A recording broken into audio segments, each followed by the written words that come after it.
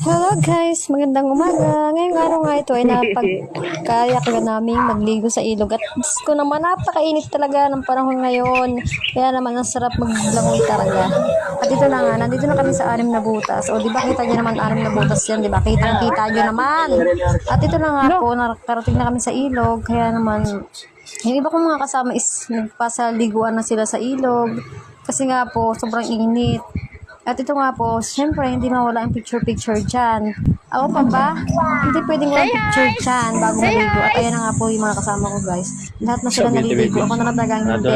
Meron nga pala kaming nakasabay na nag-swimming dito. Ayan, may mga dala silang boards. Kami talaga, walang dala. Nanghihingi na nga lang kami nito ng tubig kasi nga meron kami bawal ng chichirya. Chichirya lang talaga ang dala namin. At ito nga, may mga bata rin naliligo dito. Yung nakasabayan namin maligo. O diba? Sarap ng ligo nila.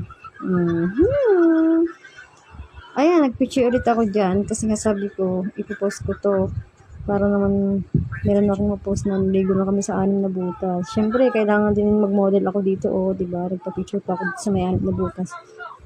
At ito na nga guys, mga 2 hours lang kami ditong naligo kasi kami ay walang bawang pagkain. Kaya naman nung bandang alas 10 na, nakakagan kami magsiuwian at nagpicture muna kami bago umuwi. Thank you for watching. Bye!